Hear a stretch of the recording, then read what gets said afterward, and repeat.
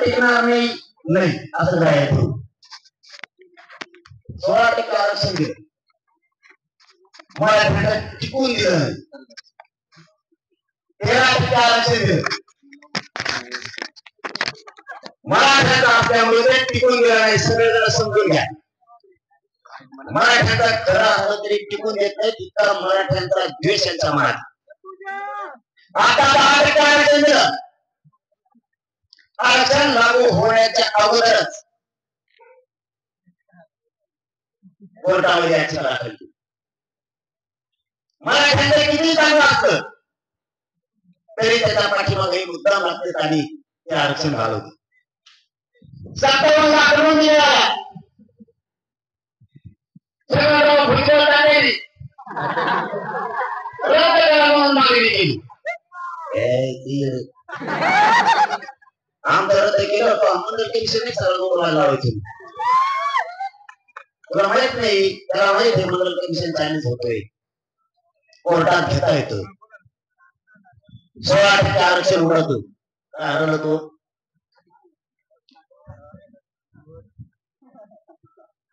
इतक्या लवकर 9च्या नंतर असतं म्हणून तुम तिकडे लवकरच काय पार्टी बदलली काय काय हे आपण काही चुकून देत नाही. मुद्दा मराठ्यांवर नाही काढला, सगळ्यापर्यंत मागणी केली, अध्यादेश काढण्याचा मराठी वाचून बघा, त्याच्यावरती स्पष्टपणाने दिलेलं आहे. आपल्या व्याख्याप्रमाणे आपली व्याख्या त्याच्यात घेतली, तशा अंमलबजावणी केली तर आपल्याला मान्य. आणि जर काही आपल्या संदर्भात खरं बोलत नाही, काहींचं खोटं बोलत नाही, आणि जे खोटं बोलताय ते त्या दिवशी वार्षिका मुंबईत होते. आता फक्त काहीतरी आम्ही सरकारला दाखवलं म्हणून उलटे बोलायला लागले. तर असं काय करून ते नाही टिकलं. हा उडल मी पुन्हा लढन, तुला काय करायचं? मी या मराठ्यांसाठी पुन्हा माझी जीवाची बाजी लावायला तयार आहे आणि सगळ्या पुन्हा करायचं. पण मी या मराठ्यांच्या ताकदीवरती कोणाला काहीच मिळून देणार नाही. किती विनात बॉम्बाला तरी कोणाला पद मिळून देणार नाही, कोणाला पैसे मिळून देणार नाही. मी मिळून देणार तर फक्त करोना मराठ्यांना आरक्षणच मिळून देणार.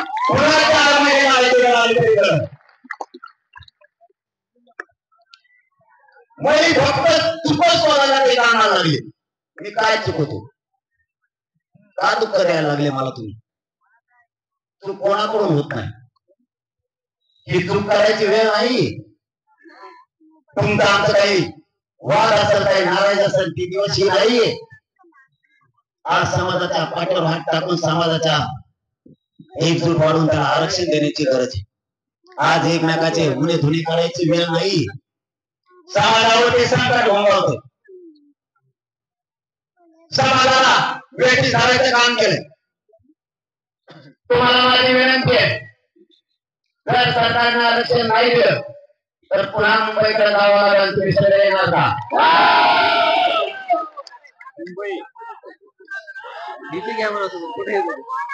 मोठ्या मनाने सगळे एका आवाजात येणार का?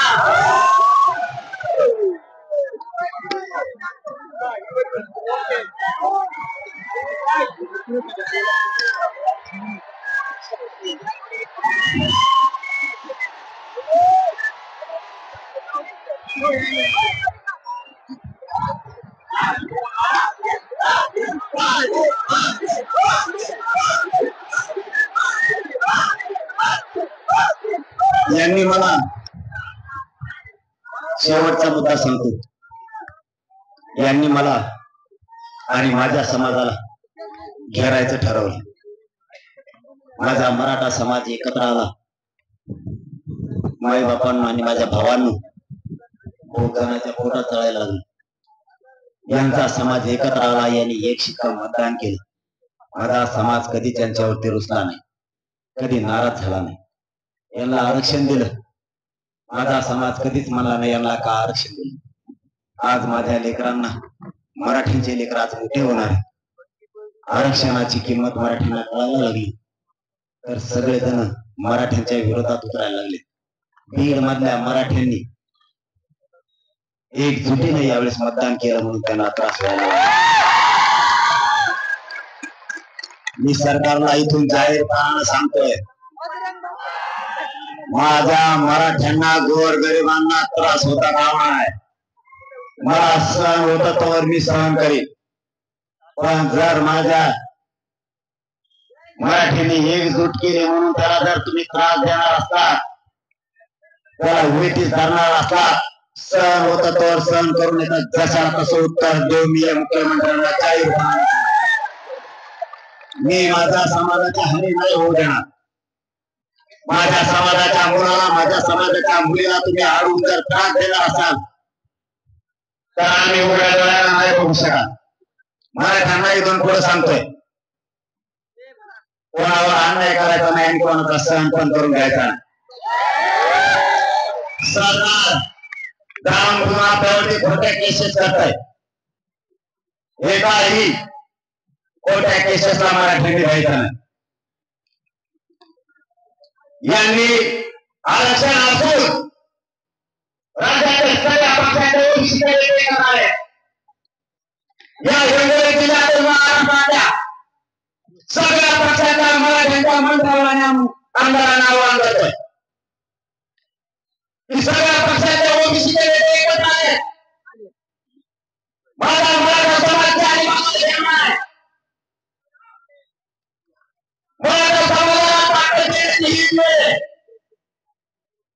सगळ्या पक्षाच्या मराठ्यांनी आमदारांनी मंत्र्यांनी मराठा समाजाच्या पाठीशी खंबीरपणे उभा राहा.